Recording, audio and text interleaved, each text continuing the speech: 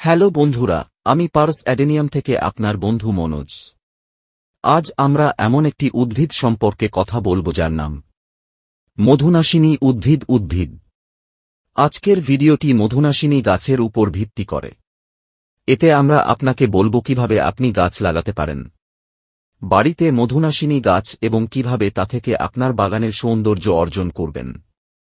ভিডিওটি শুরু করার আগে আপনাকে অনুরোধ করা হচ্ছে যে যদি আমাদের ভিডিওটি আপনার ভালো লাগে তবে আপনি আমাদের চ্যানেলটি সাবস্ক্রাইব করুন এবং বেল আইকনটি সবার জন্য সেট করুন যাতে আমাদের অন্যান্য আসন্ন ভিডিওগুলির বিজ্ঞপ্তি ভিডিওর পাশাপাশি সবার আগে আপনার কাছে পৌঁছাতে পারে। লাইক কমেন্ট করে জানাবেন আমাদের ভিডিওটি কেমন লেগেছে। তো চলুন ভিডিওটি শুরু করি মধুনাশিনী উদ্ভিদের সম্পূর্ণ পরিচিতি ও পরিচর্যা নিয়ে।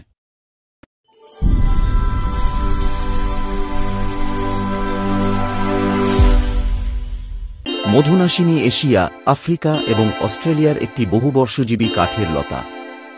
এটি আয়ুর্বেদিক চিকিৎসায় ব্যবহৃত হয়েছে। বোটানিক্যাল নাম জিমনেমা সিলভেস্ট্রে। সাধারণ নাম গুরমার, জিমনেমা, অস্ট্রেলিয়ান কাউপ্ল্যান্ট এবং পেরিপ্লোকা of the Woods. Madhunashini, gurmar এবং মধুনাশিনীর সাধারণ নামের অর্থ হল চিনি ধ্বংসকারী। গাছের আরোহণের অভ্যাস আছে। পাতাগুলো লম্বাটে ডিম্বাকৃতির হয় এবং উপরের পৃষ্ঠে নরম কেস থাকে। গাছটি সারা বছর ধরে ছোট হলুদ ফুলের জন্ম দেয়। পাতা এবং পাতার নির্যাসে জিমনেমিক অ্যাসিড থাকে যা জিহ্বার স্বাদ গ্রহণকারীদের সাথে যোগাযোগ করে এবং অস্থায়ীভাবে মিষ্টির স্বাদকে দমন করে। মধুনাশিনী উদ্ভিদ। মধুনাশিনী গাছের ব্যবহার: ১. চিনির লালসা কমাতে সাহায্য করে। জিমনেমিক অ্যাসিড উদ্ভিদের প্রধান সক্রিয় উপাদান, মিষ্টি কমাতে কাজ করে। জিমনেমিক অ্যাসিড আপনার স্বাদের কুঁড়িতে চিনির রিসেপ্টরকে বাধা দেয় যদি চিনিযুক্ত খাবার বা পানীয়ের আগে খাওয়া হয়।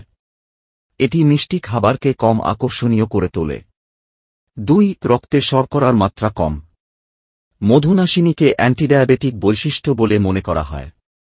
এটি আপনার অন্ত্রের রিসেপ্টরগুলিকে ব্লক করতে পারে, এইভাবে চিনির শোষণকে হ্রাস করে এবং খাবারের পরে আপনার রক্তে শর্করার মাত্রা কমিয়ে দেয়।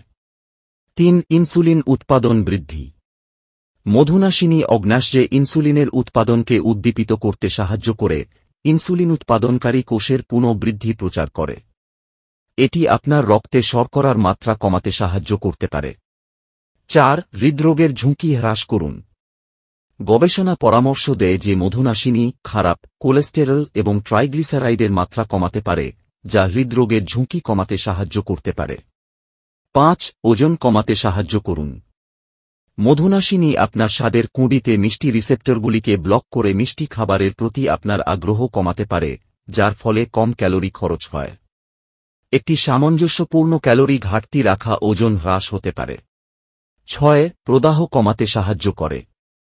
মধুনাশিনীতে রয়েছে ট্যানিন এবং স্যাপোনিন, যার রয়েছে প্রদাহ বিরোধী বৈশিষ্ট্য এবং প্রদাহ কমাতে সাহায্য করতে পারে। কিভাবে মধুনাশিনী গাছ জন্মাতে হয়? মাটি। মধুনাশিনী বিভিন্ন এলাকার মাটিতে জন্মে।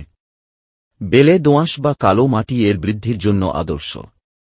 মাটি ভালো নিষ্কাশন এবং জৈব পদার্থ সমৃদ্ধ হতে হবে। অবস্থান: মধুনাশিনী আংশিক ছায়াময় স্থানের চেয়ে রৌদ্রোজ্জ্বল পছন্দ করে। তারা শুষ্ক এলাকায়ও বৃদ্ধি পেতে পারে। জল দেওয়া: গাছটি জলাবদ্ধতার প্রতি সংবেদনশীল। তাই মাটির আর্দ্রতা পরীক্ষা করে গাছে পানি দিন। প্রচার: উদ্ভিদ হয় বীজ দ্বারা বা কাণ্ডের কাটা দ্বারা গুণ করা যেতে পারে। সার: গাছের ক্রমবর্ধমান পর্যায়ে ভালো বলশি সার যোগ করুন। আপনি একটি সুষম অজৈব সারও প্রয়োগ করতে পারেন। কীটপতঙ্গ এবং রোগ: থ্রিপাস এবং মাইট হল গুরুত্বপূর্ণ পোকামাকড়। পাউডারি মিলডিউ এবং পাতার দাগ প্রধান রোগ। যদি আপনি গাছে কোনো উপদ্রব দেখতে পান তাহলে রোগের বিস্তার এড়াতে জৈব কীটনাশক প্রয়োগ করুন। ফসল কাটা: প্রায় ৩-০-৪ দিন পুরানো পাতা ব্যবহারের জন্য উপরে ফেলা যেতে পারে। পাতাগুলো ছায়ায় শুকানোর পর পলিথিন ব্যাগে সংরক্ষণ করতে পারেন। তাহলে এখন নিশ্চয়ই বুঝতে পেরেছেন কিভাবে বাড়িতে মধুনাশিনী গাছ জন্মাতে হয়। ভিডিওটি ভালো লাগলে শেয়ার করুন। এই ধরনের অন্যান্য উদ্ভিদ সম্পর্কে তথ্যের জন্য সংযুক্ত থাকুন। শুধু এই কয়েকটি ছোট জিনিস মাথায় রাখুন, আপনার উদ্ভিদ সবসময় আপনার বাড়ির সৌন্দর্য বৃদ্ধি করবে এবং আপনাকে উপকারী এবং বিশুদ্ধ বাতাসও দেবে। আজকের ভিডিওটি এখানেই শেষ। আসুন অন্য একটি ভিডিওতে দেখা যাক অন্য একটি গাছের পরিচর্যা সম্পর্কে। ততক্ষণ পর্যন্ত বাই বন্ধুরা, শুভ বাগান।